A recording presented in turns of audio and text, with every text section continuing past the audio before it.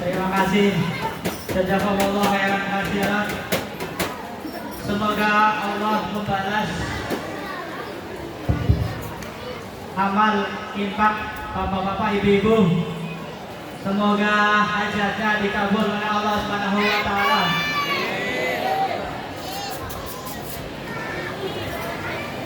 Meninggalkan acara ini yaitu ceramah agama oleh Al-Muhtaram wal Muhtaram Ki Haji Dr. Andes Agus Salim HS. Kepada beliau waktu dan tempat kami persilakan. Sallu ala Nabi Muhammad. Sallu ala Nabi Muhammad.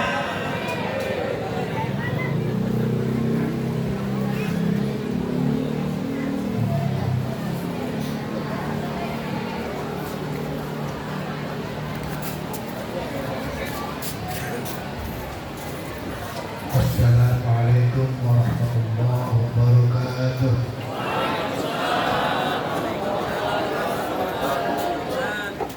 Alhamdulillahilladzi zayyana quluba awliyaihi bi anwaril huda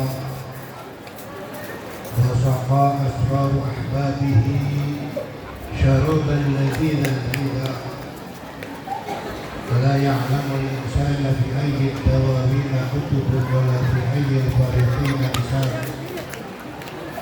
أشهد أن لا إله إلا الله وحده لا شريك له وأشهد أن سيدنا وحبيبنا وشفيعنا ومولانا محمد عبد الله ورسوله الصفي عن كل خلق وحبيبه وسيد أسيائه وخاتم أنبيائه المخصوص في مقام المحمود في الأيام المشهور الذي جمع فيه أنبيائه تحت لوائه وعلى آله وأصحابه ومن تبعهم بإحسان إلى يوم لقائه. اللهم صل وسلم وبارك على سيدنا محمد عبدك ونبيك ورسولك النبي الأمي وعلى آله وصحبه وسلم تسليما بقدر عظمة ذلك في كل وقت وحين. أما بعد،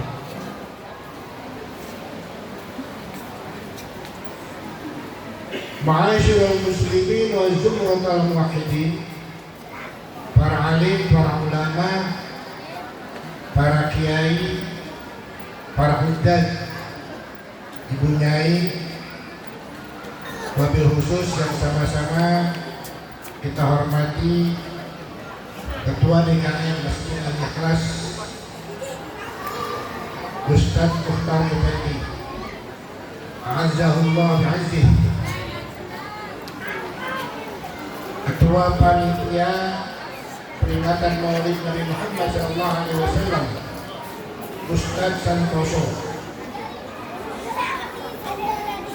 para Dewan Suriah antara lain Ustadz Jamal Haris SAG, kemudian Ustadz Abdul Khair, Ustadz Yusron Hamidi,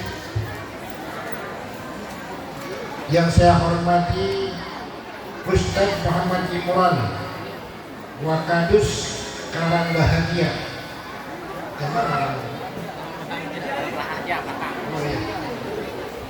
Tim Hadrah Al-Musyaffa dari mana? Sini. Rehan Kalarehan. Para ketua Bapak RT ini ada Bapak Sugidi, Bapak Sarno, kemudian Ibu Mariani. Di sini ada RW 07 siapa nih? Ustadz Mukibi ya. Ayyul Hulur rahimahullah. Mengawali ceramah ini, mari sama-sama kita ungkapkan rasa syukur kepada Allah Subhanahu wa taala atas segala nikmat karunia-Nya buat kita semuanya. Malam ini kita diberi pertolongan oleh Allah untuk hadir di masjid yang mulia ini dalam rangka memperingati maulidnya Nabi besar Muhammad Rasulullah SAW. Harapan sekaligus doa kita, semoga kesibukan kita hari ini dari mulai pagi tadi sampai malam ini, mudah-mudahan semua aktivitas kita dicatat oleh Allah sebagai amal ibadah yang bisa menghantarkan ridha Allah di dunia wal akhirah.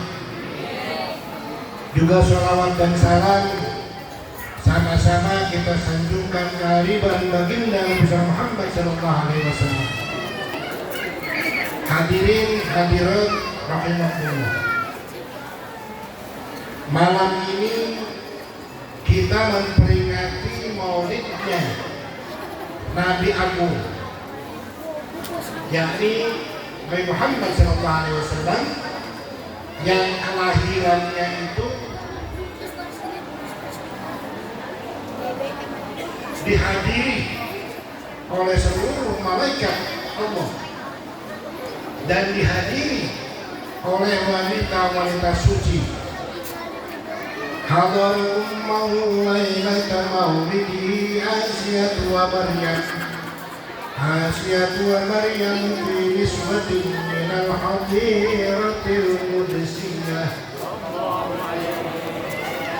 Hadar ummahu lailata maulidihi Asiyatu wa Maryam fi nisbatin minal hadiratil qudsiyah. Jadi malam itu datang wanita-wanita suci kepada Ibunda Aminah untuk membantu proses kelahiran seorang Nabi Agung,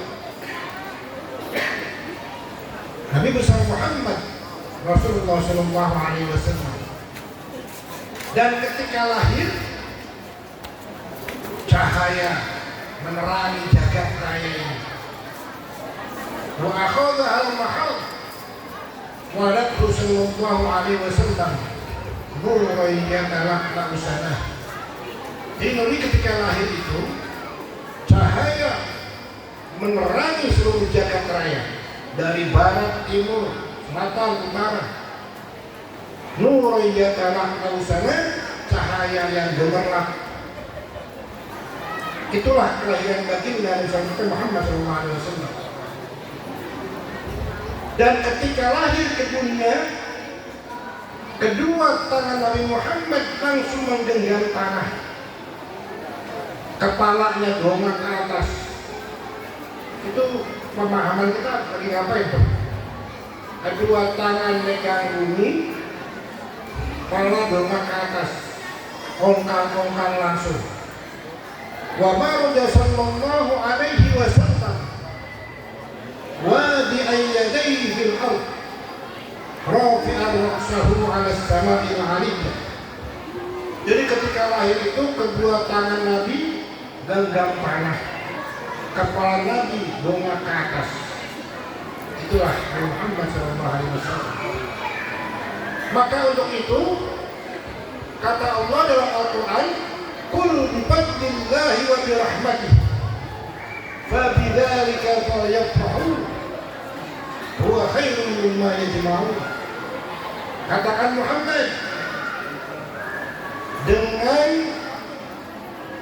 keutamaan dan rahmat Allah lah, maka yang demikian itu hendaklah kalian berbahagia. Hal itu lebih baik dari apa yang mereka kumpulkan. Jadi kedatangan Rasulullah SAW ke muka bumi ini hendaknya kita berbahagia, bersyukur kepada Allah Subhanahu wa ta'ala. Wujudkan rasa syukur kita dengan bahagia. Kebahagiaan dengan menyelenggarakan maulid Nabi Muhammad sallallahu alaihi wasallam. Biarin orang Solo ngomong maulid haram, maulid bid'ah, apa lagi ya? Apa aja salah aja menurut mereka ini. biarin aja, nggak usah pakai dalil, nggak usah pakai apa kalau tempelannya ya Ustaz, tapi berang itu, kumis dia tempelengnya aja udah, nggak usah pakai dia pakai dalil sudah. Gimana orang menunjukkan rasa cinta kok dibid'ah-bid'ahkan? Oh dia cinta orang tuanya, dia cinta pacarnya, dia cinta gurunya, nggak perlu dalil kok. Nah kita cinta Rasulullah dianggap yang ada dalilnya ini. Masya Allah, ngomongin dia nggak ada udahnya. Kalau ketemu orang gitu, tempelannya juga dancer gini-gini amat. Berani makanya kita udah. Berani ke sini? Peleng apa temuan itu bina? Sini. Peleng ger. Dan nggak usah bicara sudah. Urusan polisi jadi nggak pak? Banyak aja. Hadirin sekalian, pertanyaan saya. Pertanyaannya, jawab ya. Pertanyaannya, apakah kita cinta Nabi Muhammad? Cinta kan? Pasti cinta. Ada lagi pertanyaannya. Lalu cinta kita kepada Nabi Muhammad itu cinta buta apa cinta sejati? Jawab. Nah, kok cinta ya? Orang mana ya? Bapak-bapak, cinta kepada Rasulullah itu cinta buta apa cinta sejati? Nah, itu ibu-ibu. Ibu-ibu itu berarti itu. Jadi betul, cinta Rasulullah cinta sejati. Sebab apa? Kata Nabi, kullu sababin wa nasabin munqati yaumal qiyamah illa sababi wa nasab. Setiap sebab dan nasab putus hari kiamat kecuali sebabku dan nasabku. Ini maksudnya gimana? Ini maksudnya ini. Jadi kalau kita cinta buta, itu cinta yang gak usah pakai sebab-sebaban, gak usah pakai dalil-dalilan, gak usah pakai alasan-alasan. Yang penting cinta sudah. Nah ini gak kuat. Cinta sejati, cinta bil ilmi. Apa? Cinta bil ilmi. Dasarnya ilmu. Sebab mengapa kita harus mencintai Nabi dan kenapa Nabi wajib kita cintai. Itu ya. Ini harus. Ini penceramahnya jarang, bukannya jarang. Benar ya? Iya. Kalau sejarah cerita Nabi Muhammad itu banyak. Ini malam ini saya kupas tuntas nih. Jadi kenapa kita ini cinta Nabi itu harus cinta sejati? Karena kalau cinta buta nggak kuat. Karena cinta itu nggak ada alasan. Pokoknya cinta titik juga. Nah kalau kita mau pacar nggak begitu, bang. Cinta nggak pakai cinta. Apa alasannya? Pokoknya cinta udah tahu nggak? Ini nggak benar nih. Cinta buaya namanya. Kita tahu ya? Buaya. Cinta sejati dong. Alasannya apa? Jadi kalau cinta sejati itu namanya cinta berdasarkan ilmu. Kenapa kita wajib mencintai Nabi dan kenapa Nabi wajib kita cintai? Hadirin sekalian yang berkumpul. Untuk mencapai kepada derajat cinta sejati, kita ini harus paham dulu. Kita harus mengenal lebih jauh tentang Nabi Muhammad, harus mengenal lebih jauh tentang akhlaknya Rasulullah SAW, mengenal lebih jauh tentang pribadinya Nabi Muhammad SAW. Nah, ini butuh bimbingan. Ini butuh bimbingan siapa? Bimbingan para kiai Nahdlatul Ulama.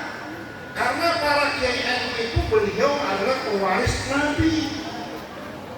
Nah kalau kita cinta, nggak usah pakai kiai-kiaian, nggak usah pakai habaib-habaiban, nggak usah pakai apa namanya, Kan cinta buta itu. Ya grup sebelah itulah pokoknya kita gitu. Dia cinta buta. Terus bagaimana dia bisa cintai Muhammad? Tanya, ya kenal belum mengenai Muhammad? Gitu. Nah, kita ini tentunya berdasarkan bimbingan para kiai, bimbingan para guru, para kiai yang mempunyai sanad yang nyambung kepada Rasulullah SAW. Itulah kiai-kiai Nahdlatul Ulama. Mereka sebagai warasatul anbiya. Paham? Jangan sekali-sekali berpaling dari para kiai. Ini masalah kita. Jangan sekali-sekali kita berpaling dari kiai kita. Sulit untuk mendapatkan cinta sejati kepada Rasulullah. Yang hal itu merupakan sebab kita mendapat syafaatul uzma nanti di akhirat. Itu ya. Itulah sebab kita mendapat syafaatul uzma nanti pada hari kiamat. Hadirin hadirat rahimakumullah. Ini penting masalahnya. Dah. Ini isinya maulid. Jadi Nabi Muhammad itu ketika lahir malam-malam didatangi ibundanya oleh seorang wanita, beberapa wanita suci, namanya Asia dan Siti Maryam. Kenal siapa Siti Asia? Kenal enggak Bu? Asia siapa? Siti Asia itu istrinya Fir'aun, ratunya Fir'aun. Kok Pak bisa sih? Kok di mana tidurnya kan? Kata Allah, Asia ini tergolong wanita paling suci di abadnya. Jadi wanita paling suci, bersih. Kenapa? Selama menjadi suami Fir'aun gak pernah tersentuh oleh Fir'aun. Bagaimana caranya? Kalau Fir'aun ngajak tidur, Allah perintahkan jin menyerupai Asia. Asia dirawat oleh Allah. Jadi Fir'aun tidurin siapa?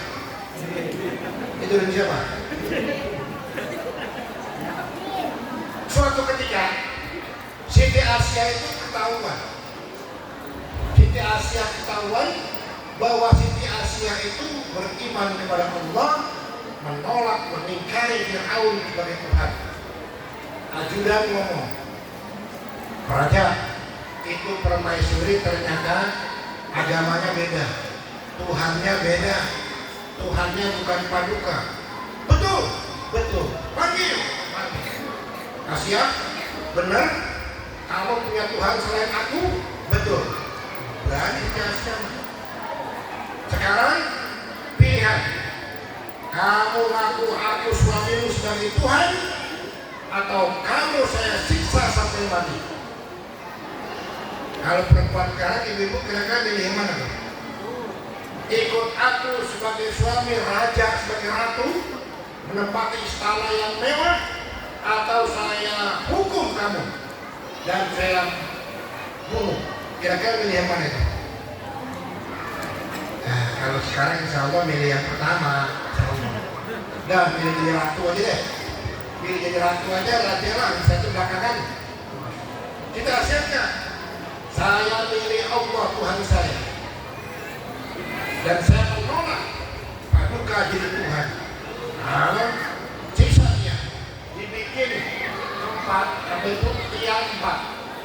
tiang empat dibikin oleh pasukan Fir'aun. Kemudian di atasnya diletakkan batu besar. Siti Asia dicentangin, diikat kedua kakinya, kedua tangannya.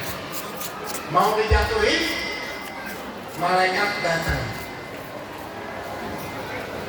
Kata malaikat gini, Asia, kata Tuhan, kamu minta apa? Minta selamat atau gimana? Apa jawabnya Asia? Rabbi benili. Apa itu dalam Al-Quran? Rabbi benili indaka baitan fil jannah wa najjini min fir'auna lagi. Wa najjini minal qawmi dzalimin. Saya nggak ingin apa-apa. Saya ingin Allah saja. Tuh, luar biasa ya. Bu, luar biasa ya. Malaikat Jibril nawarin mau minta apa? Mau selamat atau minta apa? Enggak. Saya butuh Allah saja. Akhirnya ditanya lagi oleh raja. Gimana kamu? Batu siap untuk saya lontarkan. Batu siap untuk limpah kamu. Nanti kamu masih ngaku yang sebagai Tuhan? Tidak. Allah Tuhan saya. Itulah situasinya. Lalu saat itu juga situasinya terbunuh. Hadirin masyarakat muslimin rahimakumullah. Itulah. Yang kedua, kenapa Asya itu termasuk Haziratil Kursiyah? Karena nggak pernah tersentuh oleh Firaun, nggak pernah tersentuh oleh laki-laki. Yang kedua, siapa? Yang kedua Siti Maryam binti Imran. Siapa Siti Maryam itu? Kenal? Kenal? Ibundanya Nabi Allah Isa alaihissalam. Beliau itu wanita suci, nggak pernah tersentuh kaum laki-laki. Itulah yang membidani Nabi Muhammad ketika lahir. Lahirnya malam, ingat ya, lahirnya malam. Makanya kalau peringatan Maulid yang bagus malam. Kalau kita punya anak lahiran mudah-mudahan lahirnya malam. Kenapa kalau lahir malam? Karena kalau lahir bayi malam itu insya Allah nggak hubung dunia. Nggak hubung dunia. Ibu lahiran malam ya. Cari bidan yang bagus, cari bidannya yang bagus, lahirnya malam. Alhamdulillah. Mudah-mudahan anaknya anak soleh dan solehah. Anaknya nggak hubung dunia anaknya. Gitu ya. Lalu apa tugas utama Rasulullah diutus ke muka bumi ini? Wa ma arsalnaka illa rahmatan lil alamin. Tidak aku utuskan Muhammad kecuali untuk rahmat bagi sekalian alam. Hadirin, tugas Rasulullah diutus ke bumi ini sebagai rahmat bagi alam. Alam itu yang bukan hanya manusia. Alam itu unsurnya ya manusia, ya hayawan, ya tumbuh-tumbuhan, jin, setan, itu semua unsur daripada alam. Jadi kita orang NU, khususnya orang NU ini harus baik sama orang, harus baik sama binatang, harus baik sama tumbuh-tumbuhan, harus baik sama jin dan setan. Sopan. Itulah rahmat. Ini juga binatang yang dia senangin sayang banget, yang dia benci gemes banget. Para wali Pak, para wali itu jangankan menyakiti, menyinggung perasaan aja nggak mau wali. Wali kalau berjalan selalu tunduk. Kenapa? Hikmahnya khawatir menyakiti tumbuh-tumbuhan, injak tumbuh-tumbuhan. Kalau kita kan enggak, kalau jalan sadar seruduk, mau injak mau kagak. Kalau ada kecoa, injak aja biar dan sebelahnya. Ya Allah, rahmat ya, menjadi itulah inti akhlakul karimah. Innama bu'istu liutammima makarimal akhlak. Derajat rahmat akhlakul karimah. Jadi kalau kita ingin manfaat dunia dan akhirat, akhlak. Itu ya. Jadi akhlak ini harus utamakan akhlak kita. Nah, sering kita dengar para penceramah akhlak. Apa itu akhlak? Apa praktek akhlak itu kayak gimana? Apa sih akhlak itu? Akhlak itu perspektif tasawuf, yakni baro'atun minad da'awi. Buang sifat pengakuan, buang sifat merasa, itu akhlak ini. Kita ini milik Allah. Kita bisa bergerak dan gerakin Allah. Kita bisa berjalan dan menjalankan la ilaha illallah atau la haula wala quwwata illa billah. Kalau manusia berakhlak, gak mungkin berani menyakiti sama. Betul? Betul? Akhlak kepada Allah. Buang pengakuan kita ini hina, kita ini jelek, kita ini bodoh. Yang mulia Allah, yang alim Allah, yang cakap Allah. Gitu. Akhlak kepada Allah pasti akhlak kepada sesama makhluknya. Berani menyakiti makhluk Allah, berani menyakiti yang bikin makhluk. Itu namanya akhlak. Ya ini kan maulid kan. Esensi maulid begini ini. Dan pulang dari sini akhlaknya harus berubah. Itulah esensinya maulid. Bagaimana kita merubah akhlak kita yang tadinya akhlak mazmumah menjadi akhlak mahmudah. Itulah Rasulullah.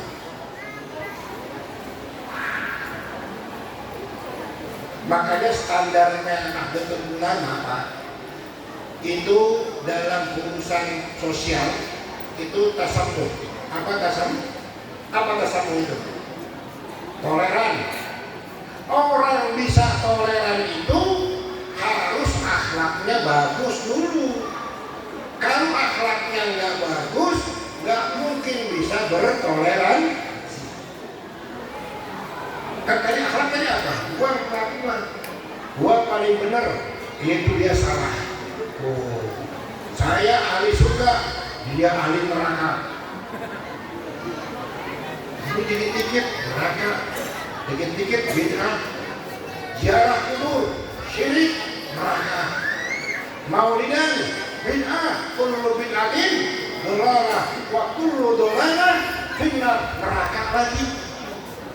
Ziarah kubur, syirik, neraka lagi. Tahlilan, bid'ah, neraka lagi. Ya Allah, mereka punya kambing surga. Jadi nggak usah kita berdialog dengan mereka, nggak usah kita berdebat dengan mereka.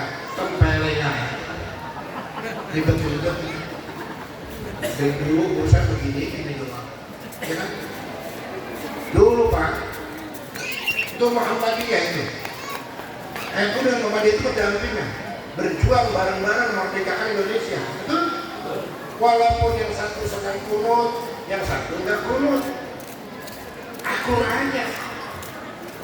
Pernah suatu ketika Kiai Idam Khalid Ketua BNU bareng sama Kiai Hamka Haji Abdul Karim Malik Abdullah dalam satu kapal, kita pergi haji, sholat subuh bareng.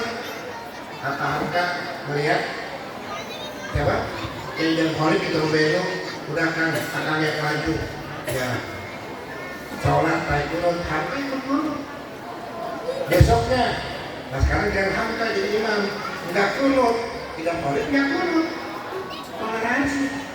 Kunut boleh, nggak kunut boleh. Ngapain mesti datang?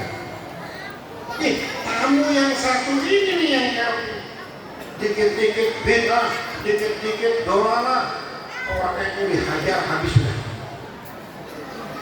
Hadrohnya bid'ah itu. Hadirkan misbah itu syaitan, suara setan, seruling setan. Semuanya dimindah-mindahin ya Allah. Muji-muji Nabi Muhammad, bid'ah. Nah ini yang begini gimana?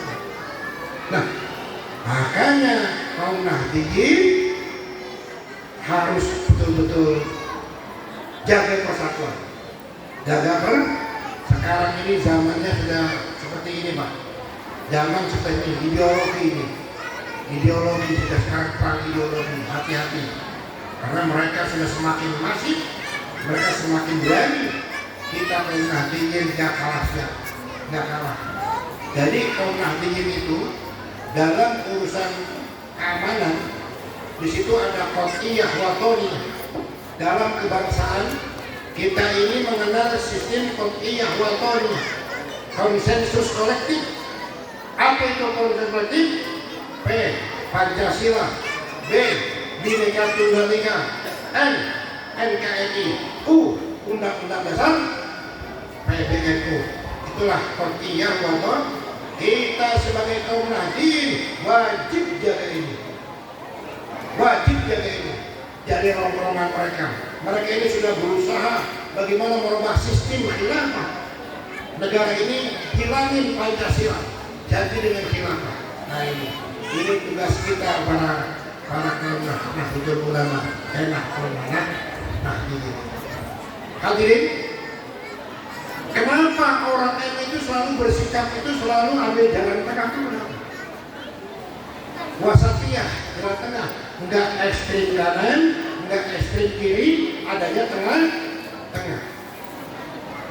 Nah, ini kalau kita mau teliti dengan seksama, inilah basic daripada teologi Ahlus Sunnah wal Jamaah. Ahlus Sunnah wal Jamaah itu enggak ekstrim kanan, enggak ekstrim kiri, kan? Ekstrim kanan apa? Teroris, atau intoleran, radikal, ekstrem kiri, liberal, kan? Itu tengah-tengah. Wa ja'alnakum ummatan wasata. Kita ini moderat, tengah-tengah. Enak tengah, enak pinggir.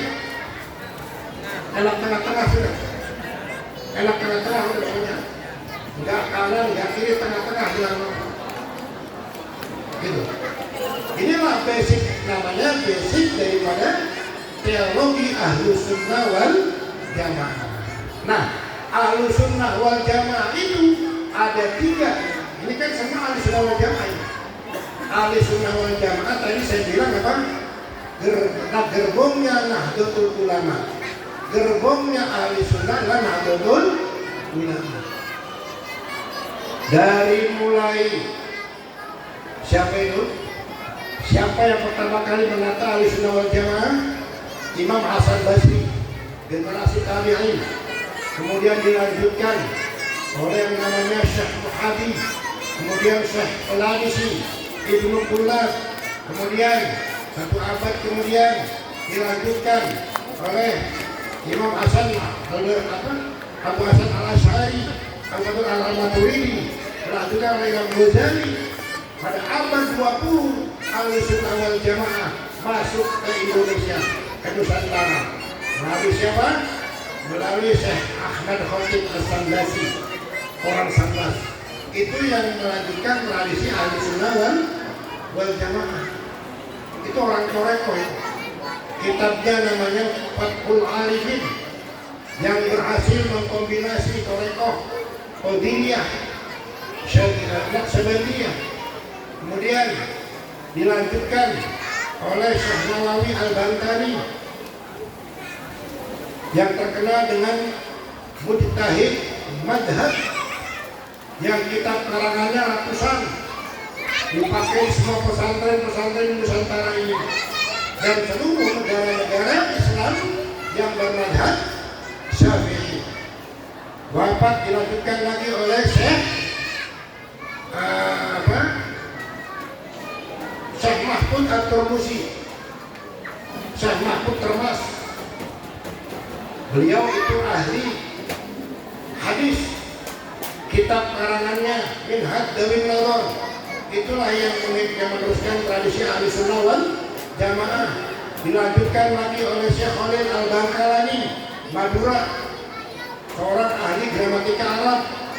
Beliau menjadi rujukan kiai-kiai Jawa waktu itu, termasuk gurunya pendiri NU. Siapa namanya? Syekh Hasim As'ari. Nah, ada Syekh Ihsan Muhammad Dahlan, orang Kediri. Kitab karangannya yang terkenal Siratul Thalibi, yang melanjutkan tradisi Ahlus Sunnah wal Jamaah. Kemudian ada Syekh Hasim As'ari, Syekh Wahab Abdul Wahab, Syekh Abdul Karim, dan lain-lain. Jadi Nahdlatul Ulama itu eksis, kuat. Kenapa? Karena ahli sunnah wal jamaah ini, Nahdlatul Ulama ini didirikan oleh para ulama, para aulia Allah. Nah, kita sebagai muridnya jangan sampai berpaling daripada kiai-kiai Nahdlatul Ulama. Sekali berpaling, repot sudah, sulit mendapatkan syafaat Rasulullah SAW. Karena tadi saya katakan, para kiai-kiai NU ini sebagai pewaris Nabi, khususnya Nabi Muhammad Rasulullah SAW. Hadirin sekalian, lalu apa strateginya kita sebagai Nahdlatul Ulama? Strategi kita apa? Dalam dakwah. Kenapa kok eksis banget? Dari sebelum prakemerdekaan, masuk ke zaman prakemerdekaan, masuk ke Orde Lama, masuk ke Orde Baru, kemudian reformasi. Sekarang ini Nahdlatul Ulama tetap eksis, malah sering bertambah, walaupun tidak pernah dapat apa-apa. Pengurusnya dapat apa sih? Pengurus ranting ada gajinya nggak? MWC, PCNU, PWNU, PBNU nggak ada gajinya, itu nggak ada gajinya. Apa gajinya? Apalagi Banser yang dari tadi diri aja digaji nggak sih? Nah, tapi rasa hirohnya mengabdi para ulama, mengabdi kepada kiai Nahdlatul Ulama, itulah bekal mereka nanti di akhirat. Gitu ya? Ya. Jangan khawatir Banser, teruskan mengabdi di NU, teruskan di Banser. Itu Banser yang berakhirat tadi. Jangan Banser di tengah jalan parkir, rebutan parkiran. Banser di PT rebutan, tapi saya nggak pernah dengar ada Banser dan Libah, nggak pernah dengar saya. Makanya Banser yang kurus-kurus yang biasa karena nggak pernah dipikirin sih ya. Loh, Banser ini jumlahnya banyak loh Pak, hampir 8 juta sekarang ini. Banser 8 juta. Kalau nanti dalam suasana perang, otomatis jadi tentara. Bingung ke mereka. Oh, artinya TNI cuma 400.000, polisi 500.000. Ini kenapa banyak orang-orangnya nggak bisa habis? Oh, itu tentara cadangan Indonesia kan? Iya, Pak Amil. Ya kan? Nah ini loh.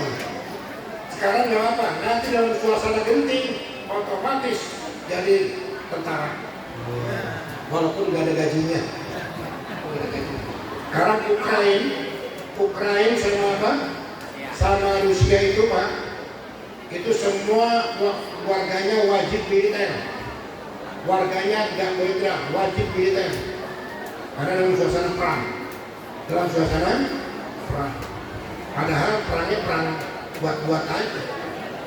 Karena Rusia punya gas, Ukraina punya gandum terbesar dunia. Katanya berikan tuh, hai Rusia udah kita perang terus aja. Dan orangnya jadi orangnya pakai drone, darur, mesin, orangnya bertidur aja ya gitu. Dunia semua kalang kabut. Akhirnya apa? Gas ditutup mahal 10 kali lipat. Harga gas 10 kali lipat, gandum 10 kali lipat. Akhirnya Eropa 60 negara bangkrut sekarang. Bangkrut Pak. Indonesia biasa saja tuh, selama masih banyak pan gorengan pisang, makmur sudah. Ya, Bapak coba ke Singapura, ke Jepang, coba kalau lapar ya lapar benar. Di sini ke pasar, perjalanan ada mie tek-tek, ada tukang gorengan, makmur Indonesia sudah. Jangan khawatir nah, Indonesia nggak mungkin bisa diprediksi. Kenapa? Karena walinya banyak di Indonesia. Kalau Indonesia melarat pas kelaparan, kiamat sudah. Gitu. Apa ya? Ya, jadi Indonesia beruntunglah kita. Beruntung hidup di Indonesia itu beruntung. Indonesia negara besar, dihuni berbagai macam agama. Ada berapa agama ini? Berapa 5 ya? Rukun damai. Sementara negara-negara barat, negara Timur Tengah Kita sukunya aja ratusan, pulaunya ribuan, kok akur. Inilah karunia Allah. Sementara Bapak Timur Tengah sukunya cuma Afghanistan cuma 4 sukunya, perang dari dulu ke sekarang gak beres-beres 40 tahun, kapan ngajinya? Kapan ngaji? Ya, dan kita ngaji begini aman. Kerumunan di mana-mana aman. Nggak nemu Pak Timur Tengah, nggak nemu kita begini. Tangkap pun nggak boleh. Tapi Indonesia aman-aman saja. Kita bersyukur kita hidup di Indonesia. Mari kita rawat Indonesia, kita jaga Indonesia daripada kaum yang berusaha untuk mengacaukan negeri ini. Jihad sudah. Khilafah itu kucing. Yang ada itu bagus. Negara luar belajar ke sini, oh sini mau betul hilang, dan mereka itu yang teriak-teriak khilafah itu nggak pernah ikut perang, nggak pernah ikut perang. Tokoh khilafah gitu, orang itu yang berdarah-darah, Banser, dibantai PKI, banyak ribuan mati, dihajar Belanda, Jepang. Sekarang ini baru datang tamu tokoh khilafah, merubah sistem khilafah. Ngapain begitu ceritanya? Ribet sudah ribet kan? Nggak usah pikir-pikir. Kalau yang ngomong itu tempelin aja Pak ya. Berani ya, kantor. Berani loh. Hadirin sekalian. Jadi sekali lagi, mudah-mudahan ya, mudah-mudahan kita yang hadir di sini ini Allah Subhanahu Wa Taala berikan kita kesehatan selalu, rezekinya murah selalu. Kemudian Allah berikan kekuatan, iman, kesabaran, dan Allah jadikan akhlaknya akhlak yang mulia. Hadirin sekalian, cukup dari saya. Udah malam nih soalnya nih. Udah, segini aja cukup deh. Kurang lebihnya mohon maaf, kurang maaf ya. Assalamualaikum warahmatullahi wabarakatuh.